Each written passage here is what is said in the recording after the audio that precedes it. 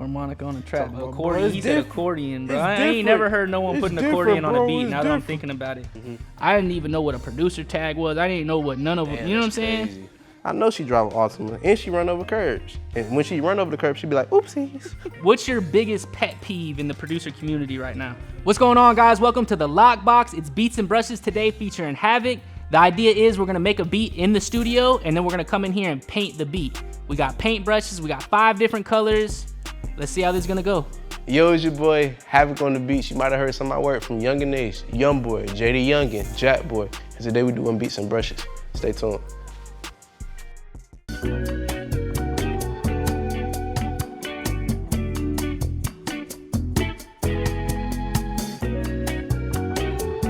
Just make sure the painting's as hard as the beat. That's all I ask. Man, this painting finna be weak as hell.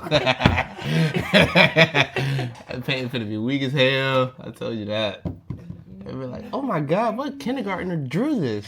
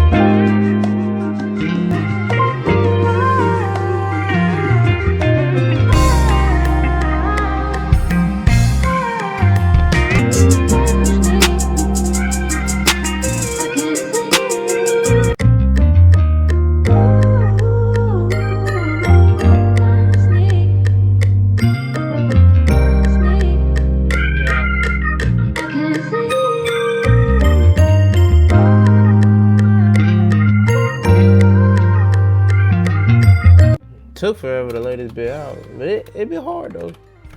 What I do.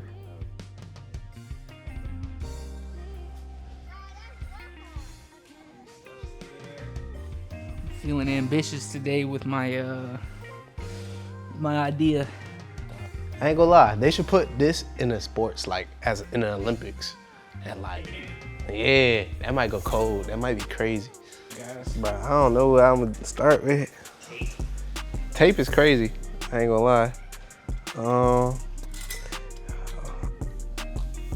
You know Picasso? That's my uncle on my mama's side. Stop the madness, man. Stop the madness. You know Bob Ross? Yeah, that's my other uncle on my dad's side. That's what they've been calling me, Have. Bob Ross. They call me Bob Ross now. Oh man. All right, so I think we should start with how you got into making beats. Started making beats in high school. Initially wanted to rap. I feel like that's how everyone starts. You either wanted to be a rapper or you had a buddy that wanted to be a rapper. You wanted to be all of us wanted to rap, and we all, yeah, that shit was bad. Went to Atlanta, and then I was up there with my brother. He took me to the studio. Was it like home studio vibes? Yeah, it was a home studio. Yeah. I think I had like $100 for my birthday. And I thought dude was gonna look out for me since it was my birthday. He waxed my for the 60. He was like, nah, I need that. I was like, all right, bet. But yeah, I did that. And then I just started experimenting because I already played drums and stuff like that. I always been like musically inclined, and like, that's how I got into it. And then I slowly just stopped focusing on rapping and started focus on making beats. How long did it take you to start like trying to make beats versus just rapping, you know? Probably over a span of like 6 months, to be honest. Okay. Once I started like watching tutorials and like listening, I was listening to Mexico Dro in high school. Like, he used to drop beat samples every month. So we used to be on the bus listening to his beat samples. We'd be like, man. So Mexico Dro, who were some of the other producers that you were like inspired by early on?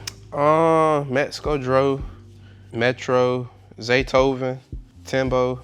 Those are the guys that really I used to watch hella Zaytoven videos of him cooking up in the crib and stuff like Was that. there content for? Was there Timbaland like what type of Nah, stuff? so like for Timbaland, it was just like more so my his cousins, production just his production. Like listen to hella Missy Elliott.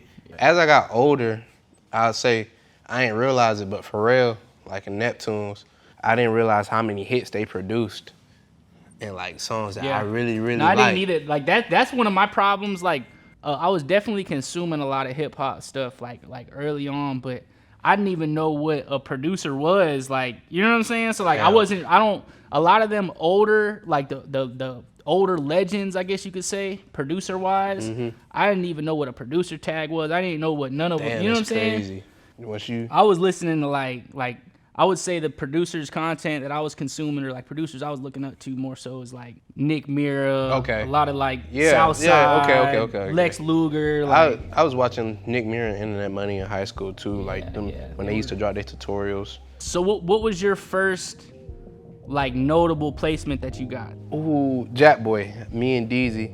We was in my bedroom. Shout out Deezy. Shout out Deezy on the beat. We was in my bedroom and we was cooking up, and then we had made the beat for Can't Be My Wife, and he sent it over to Jack. And the next day he was like, I recorded to that last night. It's going on the project. And like the project came out like maybe 2-3 weeks later. So like we sent that beat. Like if we would have never made that beat, I would have never been on that project. So shout out to Deezy, man. Shout out to Deezy, man. That was my first Billboard placement too. It was okay. Yeah, it was 96 on the Billboard Hot 200. Okay. That was about 3 years after you started. About 4 years, yeah. The beat probably took us about an hour to make. It wasn't nothing crazy. I think we did some UK drill beats that night too, if I'm not mistaken. Cause that's when like Pop Smoke and all them was going crazy. So we experimented with that. Yeah. I feel like, just being versatile. Yeah, no, I feel like it's good now, like looking back, I feel like it's good doing stuff like getting out of your comfort zone like that, because that's how you develop a sound, I feel like. Yeah.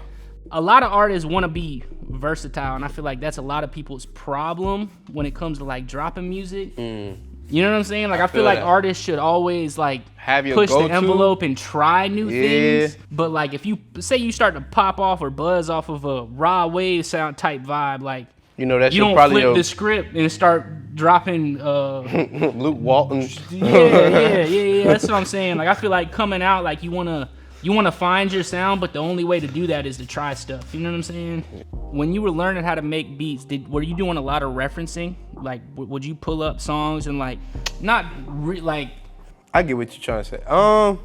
Yes and no. I might listen to a song and be like, oh, this hard. I'd be like, let me see if I could do something like this, but add my own twist to it. Right. But I wasn't like flipping some songs at the moment. Yeah, definitely getting inspiration and being like, oh, I never thought I would, let me try this with this sound, or like, ooh, what sound is that? Like trying to find like different sounds producers for using and stuff like that. Yeah. One thing you're really good with is sound selection. And I feel like that's probably you gotta be good with sound selection, bruh. Yep. Cause like, but just like you're just real particular. You got to be. Yeah. Yep. Cause one thing that's gonna piss me off if I'm making the beat, and then somebody be like, let me get on there. And then, why are you adding a harmonica to this beat, dog? Why are you adding an accordion to this beat? Like, it has to blend. Like, you gotta know when to use high ends, when to use low ends, and this, that, and the third, and like. Harmonica on a track. Accordion. He said accordion, bro. I ain't never heard no one put an accordion on a beat. Now that I'm thinking about it. It's different, bro. Yeah. Just because it's different don't mean it's good. They gonna fuck with this one. No, they not. No, they are not, buddy. That's funny, bro. Havok, why don't you use a bigger brush, bro? You cover more Bro, you got one color the whole You produced Kamikaze off NBA Youngboy's album, The Last Slimeto, which went #1 on the Billboard charts. Yeah. How did that come about? I made the beat. Somebody had pissed me off. I did the melody, and I sent it out to Hitman. Shout out to Hitman. Called me one day. I'm chilling in the bed. So you were already working with him for? Yeah, we locked in. We was already locked in. He like, yo, what you doing? I got some news. I'm like, I'm chilling. It's like maybe a week or 2 weeks before my birthday. He's like, I got you a birthday gift. I said, what? He was like, we got one with Youngboy, and we on the album. I said, "So you swear?" He was like, "Swear to God." That's how I came upon Kamikaze with Hitman. Shout out Hitman. Shout out Hitman. I knew to send him something that's like he doesn't make often, or something like he's known for, just to show like I just genuinely wanted to work with people. And that's what we're missing in the community. Back in the day, people would hop on like YouTube and listen to producer type beats and genuinely want to work with people. That's how I met Cinco. Shout out to Cinco. He did Rap Star for Polo G. And like we've been locked in for years, like way before he had the Polo G placements. Not just blasting people with loops is what you're saying. Yeah. 9 times out of 10, you blasting people with loops, they're not even paying attention to their email. I ain't gonna lie to you. My next question was gonna be, so what are some of the things that you would say you were doing that played a role in that? But I guess it would just be networking and building genuine connections, working with people who you really... and just being a genuine person, bro. Like, I think a lot of it, what it comes down to is people, well, one, they want to be a producer so bad, and it comes down to like looking for a shortcut. Like, you know, it seems like it's quicker. It works for some people. Yeah. Don't get me wrong, but like the longevity of it. That's exactly what I was gonna say. It's not. It could work and it could get you a big song, but that's not gonna be sustainable. That's not there's no longevity there. You do something good to somebody, bro, word get out, it's just straight positivity going like into your life. You feel me? Like everybody they're not gonna have nothing negative to say about you. That's another thing too. Like if somebody say something about me, it's always gonna be something positive. It's never gonna be nothing messy or nothing like that. It's like, you know. It's okay. Oh, we got water running. Oh, it's okay. Abstract art. Hey, ain't gonna lie. This actually might be hard. Hold on. Let me cook. My uncle be disappointed in me right now. Name a song that you love that you think would catch people off guard. As of recently, I've been listening to Sunday Morning by Maroon 5 a lot. Okay, Maroon 5. All right. Yeah, Sunday Morning by Maroon 5. I was thinking you were gonna say like some Sabrina Carpenter, some Taylor Swift. It's Taylor Swift. She got some gas though, so I be knowing the song. I be knowing. There's more pressure now that I know people can watch what we're doing as we're doing it. I ain't gonna lie, I like this painting so far better than the other one. You never catch me with a painting again. So give me 3 pieces of advice for an upcoming producer. Watch tutorials, learn scales, learn how to be genuine. Networking is essential. So how would you go about networking if you stayed in like a small town? If not everyone's in Atlanta, not everyone's in. We are in an age now where like the internet is key. Niggas be talking to hoes that live in goddamn Venezuela. If you really want it that bad, you hop on that Instagram, you hop on Twitter, you do what you gotta do. You DM, you email. Yeah, I feel like when it comes to networking as a producer, I feel like something that's definitely slept on is Discord too. Yes, definitely Discord. I feel like Discord is like. Discord is. It took me starting the whole YouTube and everything to actually get on Discord when we went to go make our Discord, and I don't know. I just feel like that's just such a. I feel like that's why a lot of these younger kids are going crazy too, because they're on Discord playing video. You know what I'm saying? Discord and TikTok, like just social media in general. A lot of people on there like going crazy. Yeah. That's how I met you. I met you on Discord. Yeah. You were in there cooking up and being genuine. You in there helping people, collabing with people, Havok's a genuine person. Talking to the above camera is crazy. But no, seriously though, I wouldn't have had you like everyone's hitting me up. Oh, I want to come do a video. You didn't even ask to come do a video. You in the Discord, working with people in the community, like being a real person. And yeah, bro. I'm not Hollywood, bro. Once I started meeting people and locking in, and like people started hitting me up for stuff, I was like, okay. Yeah. It's cool. Well, I feel like that's important, like, cause I didn't. The first probably 5 years that I was making music, I was strictly just making stuff with my buddies and I was never really thinking of like making beats for other people. I was just making shit like with my buddies who were rapping, and that was like my sole focus. I feel like one thing that took me a long way was when I started linking with other producers for real. Like, even if it's people that you're not necessarily in competition with, it's just good to see what other see what you don't know, see what you are good at. Like, I feel like you got to take that step and get in the studio with other producers to really. Definitely have to, bro. You're going to learn from them, but it's also going to get you to realize, oh, I need to get better at playing keys. I need to get better at this. Like, you know what I'm saying? It's going so if you're not a humble person, it's definitely going to humble you. 100%, man. 100. There's people I cook up with all the time where I'm like, man, they leave. It's like, oh, I need to get on here. I got some stuff I got to learn. We got work to do for real. Yeah. So what's your biggest pet peeve in the producer community right now? You want to know my biggest pet peeve of all time? Like, in the producer community, this will always be my biggest pet peeve. I can't stand out of key 808s. Out of key 808s. That's my biggest. So if you're an upcoming producer and you watching this, learn how to get them 808s in key. So like the secret to tuning your 808s is if it's too low for you to hear, pitch it up. Pitch it up 12 cents. So control up. That way you can hear it and see if it's in tune. Someone got to get fired. HAVOK said someone need to be fired. Listen, another pet peeve I just thought about. When engineers, they mess with the mix of the kick and the beat, and the kick no longer hit the same. I hate that. Yeah. That was a big pet peeve for me too. They're like, oh, well, it's clipping. Yeah, I wanted it to clip. I liked how it sounded when it was clipping, man. All right, what's your go-to studio snack? It's changed over the years. It used to be flavor blasted goldfish. Now it's sour Skittles. I don't know. Another week or two it might change. What about the bev? What's the bev looking like? Like a water or a Sprite. You think the Sprite from McDonald's tastes better than the bottle Sprite? People say that, right? People say it tastes better from But like the trick to it is cause like with McDonald's Sprite, it's the straw. It's like I'm telling you. The straw? Bro, I'm telling you. And you can look it up. There's a whole like science behind it. Like, I won't lie to you. I might tell you a joke. I never lied to you. Like, you ever had like an alcoholic beverage?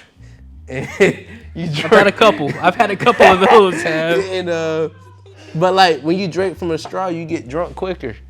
Because I did it once, I'll never do it again. I'll never drink my rum and coke with a straw. Man, I know better. I don't even drink alcohol like that. But listen, I don't know. It'd be people that drink like Hennessy and like Remy straight. They need to be.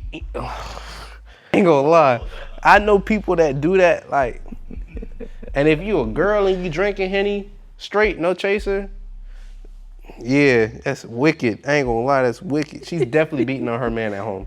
Definitely domestic violence. Safe to say the Hennessy sponsorship is out the window, guys. And she drive an Altima.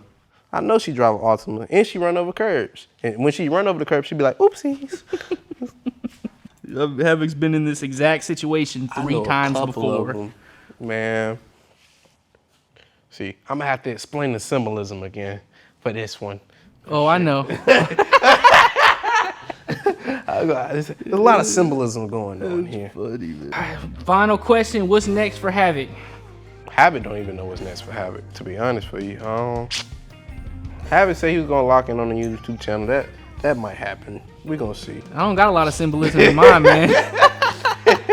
It just heavy piano, man. I was gonna draw a church at the end, but I didn't think I could pull it off, to be honest, man. Okay. I didn't want to mess up the church. Okay.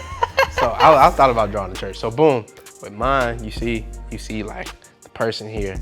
He's outside and it's dark, and like with the music ties everything in. So like this tree is like almost like the tree of life and stuff. So you see all these like notes, quarter notes, triplets. You see his heart, and then like all this is like his ancestors like reaching out to them on some center stuff. Oh, so okay. this would be like the main, like it's guiding to the spirits. You feel me? Okay. So, and then boom, and then we got the cross up there. I thought you had the Northern Lights going, man. I thought you had some Northern Lights in there, man. But yeah, that's the symbolism right there. Yeah, that's fire. So there we go. Yeah, that looks good, man. I need 20,000. We're gonna put that on a t-shirt, huh? You said I need 20,000. I need 20,000. 20,000. HAVOK Picasso. HAVOK, hey, my uncle proud, man. For sure. HAVOK Picasso.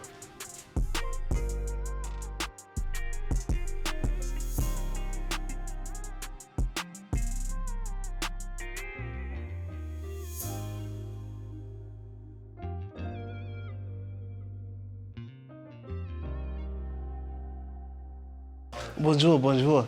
I don't know around and put that in there. Bonjour, bonjour.